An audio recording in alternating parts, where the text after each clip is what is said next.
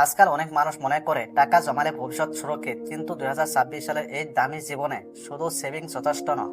Inflation ধীরে ধীরে আপনার টাকার মূল্য কমিয়ে দিচ্ছে। ব্যাংকে টাকা রাখলেও খরচ দ্রুত বাড়ছে।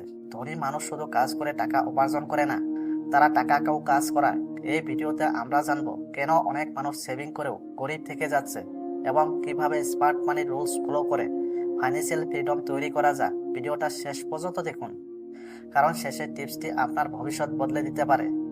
আজকাল একটা জিনিস খুব নর্মাল হয়ে গেছে, mobile EMI, bike EMI, TV EMI, laptop EMI, এমনকি ভ্যাকেশন ইএমআই পর্যন্ত।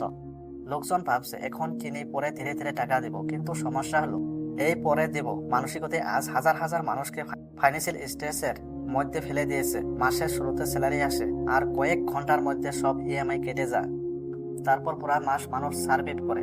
আজকের এই ভিডিওতে আমরা জানবো ইএমআই আসলে কিভাবে ট্র্যাপ তৈরি করে, কেন মিডল ক্লাস সবচেয়ে বেশি ইএমআই এর শিকার, কোন ইএমআই ভালো আর কোনটা বিপজ্জনক, এবং 2026 সালে ইএমআই স্মার্টলি ব্যবহার করার 7টি পাওয়ারফুল রুলের বিষয়ে আলোচনা করব।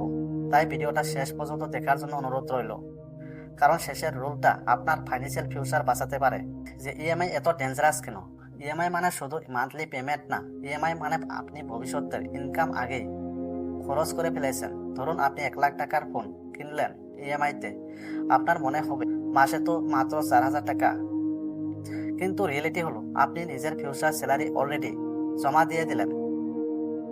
এরপর যদি জব চলে যায়, মেডিকেল ইমার্জেন্সি হয়, বিজনেসে লস হয়, তাহলে ইএমআই থেমে থাকবে না। ইএমআই সবসময় টাকা চাইবে, আর এখানেই শুরু হয় স্ট্রেস।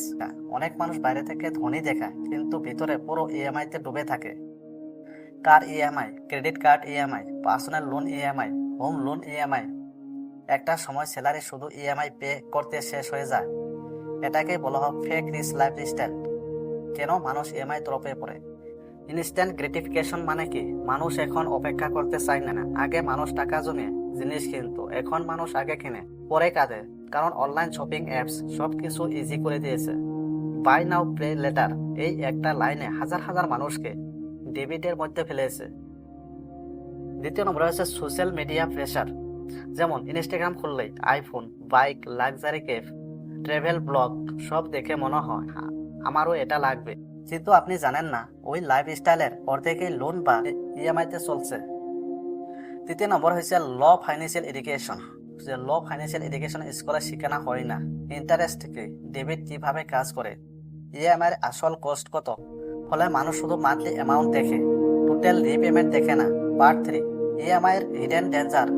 ধরুন আপনি 50,000 টাকার জিনিস কিনলেন, ইএমআইতে টোটাল পেমেন্ট হলো 65,000 টাকা, মানে এক্সট্রা 15,000 টাকা শুধু ইন্টারেস্টে চলে গেল। এখন ভাবুন, আপনি যদি বারবার ইএমআই করেন, তাহলে বছর পর বছর শুধু ইন্টারেস্ট দিয়ে লাখ লাখ টাকা হারাবেন। সবচেয়ে ডেঞ্জারাস ইএমআই হলো পার্সোনাল লোন ইএমআই, কারণ এর ইন্টারেস্ট অনেক বেশি।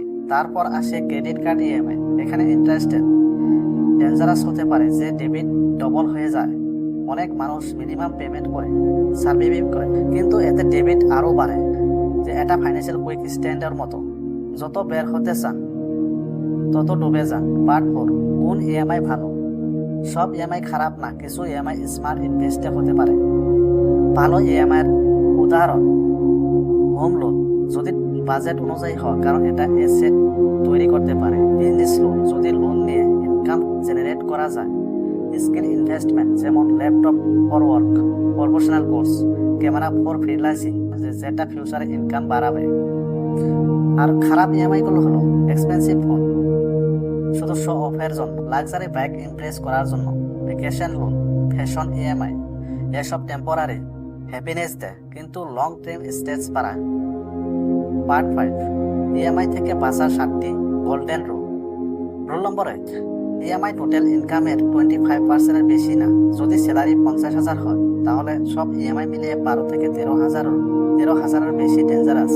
রুল নম্বর 2, ইমার্জেন্সি ফান্ড আগে কমপক্ষে 6 মাসের এক্সপেন্স সেভ করুন, না হলে এক ইমার্জেন্সি পুরো ফাইন্যান্সিয়াল লাইফ ডিস্টোরি করতে পারে। রুল নম্বর 3, নিড আর ওয়ান্ট আলাদা করুন। নিজকে জিজ্ঞাসা করুন, এটা কি সত্যই দরকার নাকি শুধু এক্সাইটমেন্ট। রুল নম্বর 4, 24 আওয়ার রুল ফলো, অর্থাৎ 24 ঘন্টার রুল ফলো করুন। কিছু কিনতে ইচ্ছা হলে 24 ঘন্টা ওয়েট করুন। অনেক ইম্পালসিভ পারচেস অটোমেটিক্যালি ক্যান্সেল হয়ে যাবে। রুল নাম্বার 5, ক্রেডিট কার্ড দিয়ে লাক্সারি কিনবেন না, কারণ ক্রেডিট কার্ড ইমোশনাল স্পেন্ডিং বাড়ায়। ক্যাশ পেন কম লাগে, ডেবিট পেন পরে লাগে। Rule number 6, zero cost EMI সবসময় জিরো না, অনেক সময় হিডেন চার্জ থাকে, প্রসেসিং ফি থাকে, ডিসকাউন্ট রিমুভ করা হয়, সাবধানে চেক করুন। রুল নাম্বার 7, ধনী দেখার চেষ্টা বন্ধ করুন। ধনী মানুষ এক্সপেন্সিভ লাইফস্টাইল দেখাতে ব্যস্ত থাকে না, ওরা অ্যাসেট বোল্ড করে। মিডল ক্লাস অনেক সময় ইনকাম বাড়ার আগেই লাইফস্টাইল বাড়িয়ে ফেলে, এটাই ট্রপ। মনে রাখবেন ইএমআই খারাপ না, কিন্তু রং ইএমআই ডেঞ্জারাস। আপনি যদি ফিউচার ইনকাম দিয়ে শুধু লাইফস্টাইল মেনটেন করেন, তাহলে একদিন পুরো স্যালারি শুধু ডেবিট পে করতে চলে যাবে। ফাইন্যান্সিয়াল ফ্রিডম শুরু হয় যদি আপনি ইমপ্রেস করা বন্ধ করুন আর স্মার্ট মানি ডিসিশন নেওয়া শুরু করুন। ভিডিওটা ভালো লাগলে অবশ্যই লাইক করুন, কমেন্ট করে বলুন আপনি কি কখনো ইএমআই তরফে পড়েছেন। আর এমন ফাইন্যান্স ভিডিও পেতে চ্যানেলটি সাবস্ক্রাইব করে রাখুন। ধন্যবাদ।